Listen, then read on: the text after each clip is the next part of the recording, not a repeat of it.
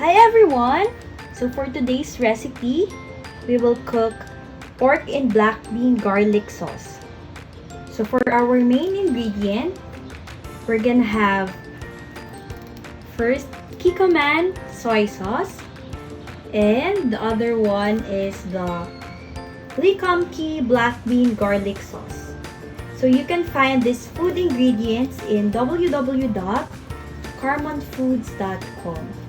It's your ultimate place for your Asian needs, and they can provide you Asian ethnic food ingredients and deliver it to your doorstep. They are the #1 curated Asian food grocer, and they have Korean, Japanese, Chinese, and Southeast Asian food ingredients.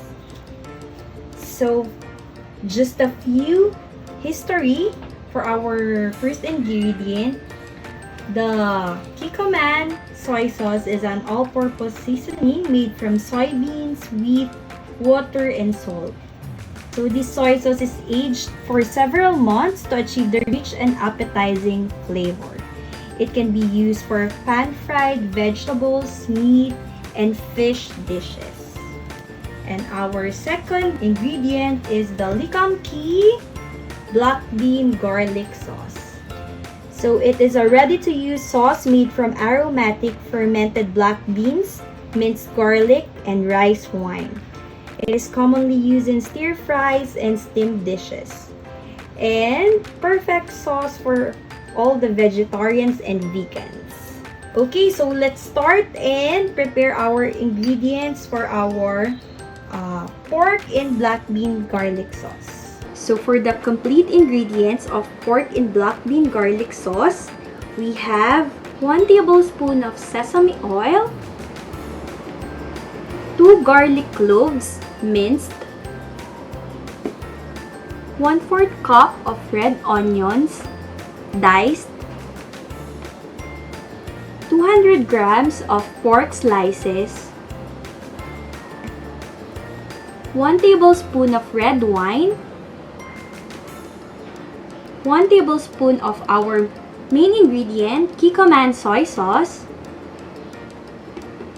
and another main ingredient, 1 tablespoon of black bean garlic sauce,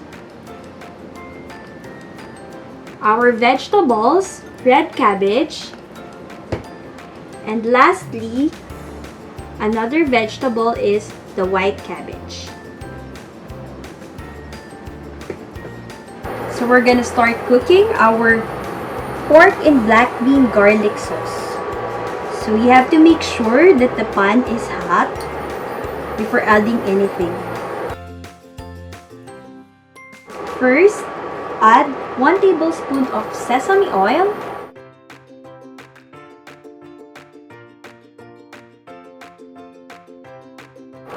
swirl the pan to spread out the oil.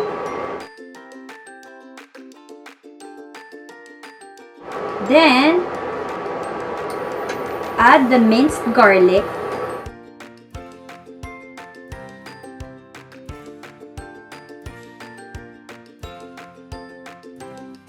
and saute it for 1 minute or until it's fragrant.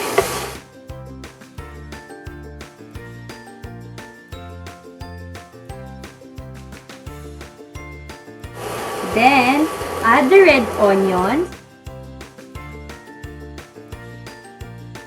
and saute it for another minute until it's translucent.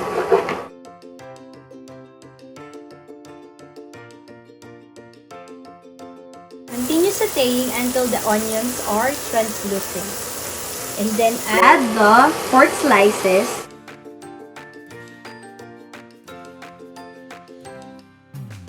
and mix it with onions and garlic.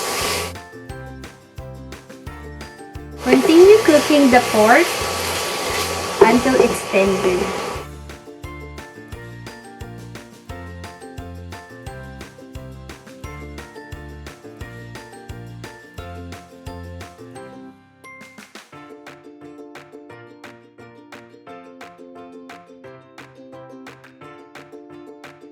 Okay, now that the pork is already in brown color, you can add the red wine sauce,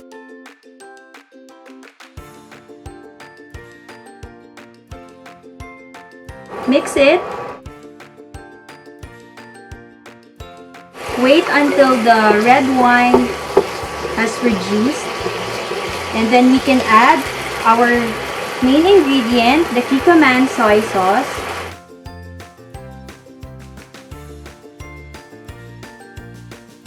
And we can add our another main ingredient, which is the Kikkoman black bean garlic sauce.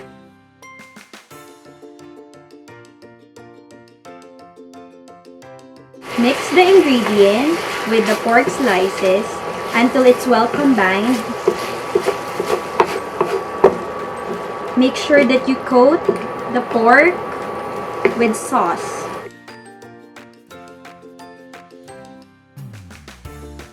Continue cooking until it's fully incorporated.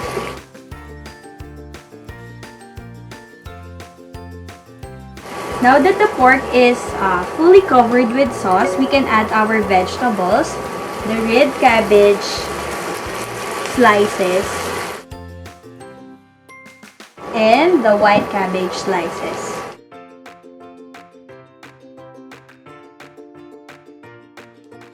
Mix the vegetables with the pork slices.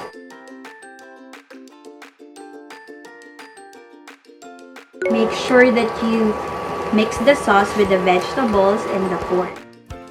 Continue cooking until the vegetables are tender, but don't overcook it.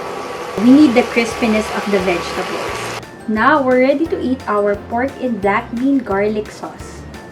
So I serve it with steamed rice topped with black sesame seeds.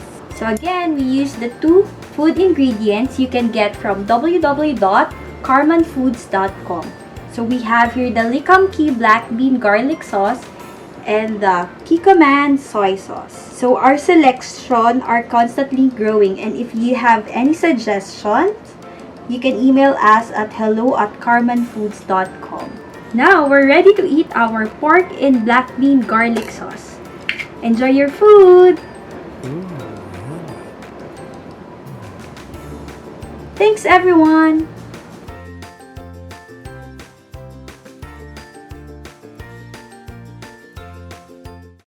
Enjoy. Bye bye.